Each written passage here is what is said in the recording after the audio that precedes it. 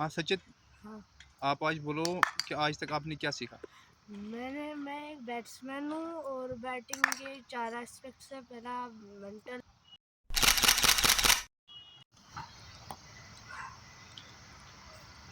हाँ सचित, हाँ। आप आज बोलो कि आज तक आपने क्या सीखा? क्या सीखा यहाँ पे मॉडर्न क्रिकेट इंस्टीट्यूट में? मैं एक बैट्समैन हूँ और बैटिंग के 4 एस्पेक्ट्स है। पहला मेंटल है, फिजिकल है, टैक्टिकल है और टेक्निकल है। और मैं एक बैट्समैन हूँ यहाँ पर। तो मैं आपको पहले मेंटल एस्पेक्ट बताऊंगा। मेंटल एस्पेक्ट में पहले 2 माइंड्स आते हैं, 3 माइंड्स आते हैं, 2 ही, कॉन्शियस और सबकॉन्शियस। कॉन्शियस माइंड का रोल होता है कि अगर हम कोई काम जानबूझ के करते हैं, उसी काम को हमें एज ए अपनी स्किल बनाने के लिए उसको हमें बार बार करना है ताकि वो हमारे सबकॉन्शियस माइंड में चली जाए। और उस माइंड को वो वाला काम जब हमारे से खुद ही हो जाएगा, वो एक हमारी स्किल बन जाएगी। उस टाइम स्किल होता है कि जब कोई काम में कोई माहिर हो जाता है, उसको स्किल कहते हैं। और जब हम किसी काम को डेलिबरेटली और इरेगुलरली करेंगे, हम 100 बार करेंगे, वो हमारी शॉर्ट टर्म मेमोरी में चला जाएगा, 1 महीने के लिए याद रहेगा। जब हम किसी काम को इरेगुलरली अनकंसिस्टेंटली करते हैं तो वो हमारे टेम्पररी मेमोरी में चला जाता है और वो हमको ज़्यादा देर तक याद भी नहीं रहता है।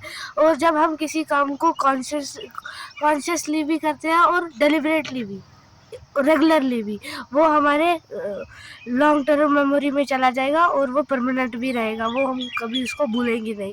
जैसे एग्जांपल, मैं एक शॉट खेलता हूँ, पहले उसको कॉन्शियसली 1000-2000 बार, वो फिर वो शॉट फिर ऑटोमेटिकली मेरे बैट से निकल। हाँ, आप ये बोलो कि जब आप वो शॉट खेलते हो, रिपीटेडली खेलते हो शॉट, हाँ। ठीक है, फिर आपको कब पता चलता है कि अब वो आपके सबकॉन्शियस माइंड में जा चुका है? वो जो शॉट मारते हो ना आप, उसकी टेक्निक जो है वो आपके सबकॉन्शियस माइंड में जा चुकी है, कैसे पता चलेगा वो आपको? वो जब वही शॉट हमारे कॉन्शियस माइंड के एफर्ट के बगैर निकलेगा, वही शॉट फिर हमारी स्किल बन जाएगी। तो कब पता चलेगा आपको वो? जब वो शॉट ऑटोमेटिकली हमारे निकलेगा। हाँ, जब वो ऑटोमेटिकली आप खेल पाओगे, खेलने लगोगे, ठीक है, मतलब without the involvement of conscious effort, conscious mind ठीक है। कॉन्शियस एफर्ट फिर उसमें नहीं लगेगा। नहीं लगेगा, मतलब कॉन्शियस थिंकिंग नहीं लगी, मतलब हाँ। थॉट प्रोसेसिंग इसमें नहीं लगेगी, ठीक है, मतलब खुद ही हो रहा है वो।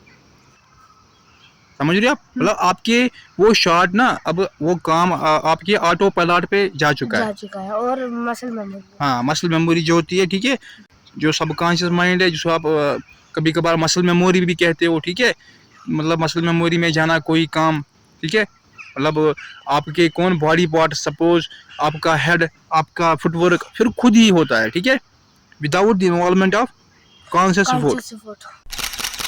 तो आप ये बोलो सचित, क्रीज पे आपका माइंडसेट कैसे रहना है वहाँ पे?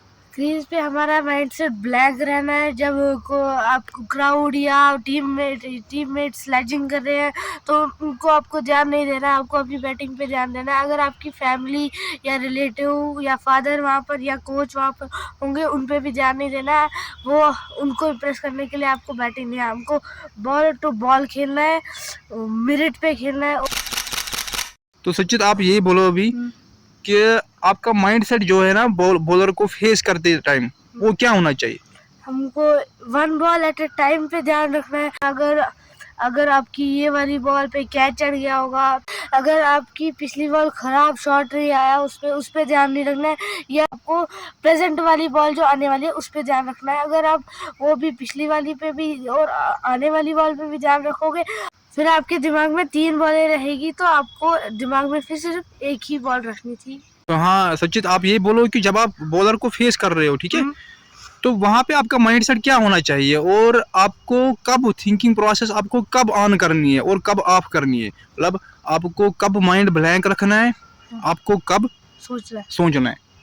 ये पहला हमें बॉल टू बॉल खेलना है, मिनट पे खेलना है। अगर आपकी पास्ट वाली बॉल बहुत ख़राब हुई और उस पर या शॉट नहीं आया अच्छा, उस पर ध्यान नहीं रखना है। अगर वो वाली बॉल अगर बॉलर ने बाउंसर या कोई और बॉल मारी होगी उस पर भी ध्यान नहीं रखना है। वो अगली बॉल कोई और भी डाल सकता है, इसलिए उस पर भी ध्यान नहीं रखना है। और दूसरा, हमें थिंकिंग बिटवीन दी बॉल्स करनी है। और उस टाइम हमें क्लूज गैदर करने हैं, फील्डर काम पर है कौन सी बॉल आने वाली होगी और कौन सी बॉल आ सकती है, हाँ, क्लूज गैदर करके। हाँ। और फिर हमें ब्लैक रखना है, जब बॉलर रनअप पे आएगा उस टाइम हमको कोई भी बात नहीं सोचनी है। कहाँ पे रहना है आपका माइंड? सिर्फ प्रेजेंट में, खाली प्रेजेंट में, फ्यूचर में नहीं, पास्ट में नहीं, कहीं पे भी नहीं, खाली प्रेजेंट में। जो प्रेजेंट में हो रहा है उसी पे ध्यान देना है। प्रेजेंट में बॉल रिलीज हो रही है, ठीक है, तो उसी रिलीज पॉइंट पे ध्यान देना है। तो उसी वाली बॉल पे जो रिलीज हो रही है बॉल, उसी पे ध्यान देना है। जो पीछे हुआ, जो पास्ट में हुआ, सपोज पास्ट में आपने किसी बॉल पे अच्छा नहीं खेला, ठीक है, सपोज पैर पे लगी और LBW होने से आप बच गए, ठीक है, बाल बच गए, या अभी शॉट पड़ा और वो शॉट कैच होते होते बच गया, ठीक है, और आप आउट होते होते बच गए, ठीक है, ठीक है। तो उस पर ध्यान नहीं देना है, आपको खाली ध्यान देना है प्रेजेंट पे। वो दिमाग में नहीं रखना है पास्ट में क्या हुआ, फ्यूचर में क्या हो सकता है। आपको हर किसी बॉल के लिए रेडी रहना है, समझ रहे हो, हर किसी बॉल के लिए रेडी रहना है। और अभी आप बोलो जो आपने सीखा यहाँ पर टैक्टिकल एस्पेक्ट, तो टैक्टिकल एस्पेक्ट क्या होता है बैटिंग में? टैक्टिकल एस्पेक्ट हो गया जैसे बॉलर की टेक्निक्स, वो कौन सी बॉल डालेगा। फर्स्ट, जब अगर सीम फाइन लेग की तरफ होगी बॉल इन स्विंग जाएगी, अगर सीम थर्ड मैन की तरफ होगी वो आउट स्विंग जाएगी। और दूसरा, अगर लेग स्लिप की तरफ बॉल हुई तो इन स्विंग जाएगी, अगर फिर फर्स्ट स्लिप की तरफ होगी तो वो आउट स्विंग जाएगी। और हमको ये भी देखना है रिस्ट बॉलर का। जित आप ये बोलो, यहाँ पे आपने ये भी सीखा कि जो आर्म पोजीशन है, ठीक है, आर्म पोजीशन है, तो उसके हिसाब से आप कैसे ये गेस करोगे मतलब कौन सी बॉल आ सकती है?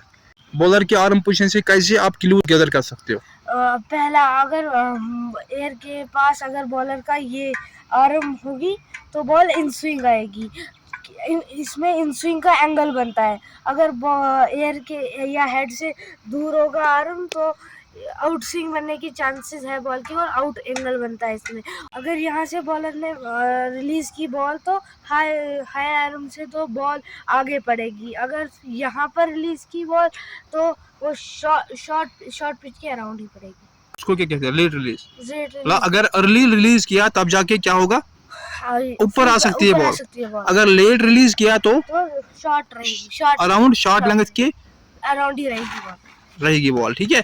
और आपने क्या सीखा? अगर वाइड ऑफ स्टंप्स आ रहा है या क्लोज टू स्टंप्स आ रहा है तो उसमें आप कौन सी क्लूज गैदर करोगे, मतलब उससे आप क्या करोगे इंटरप्रेट?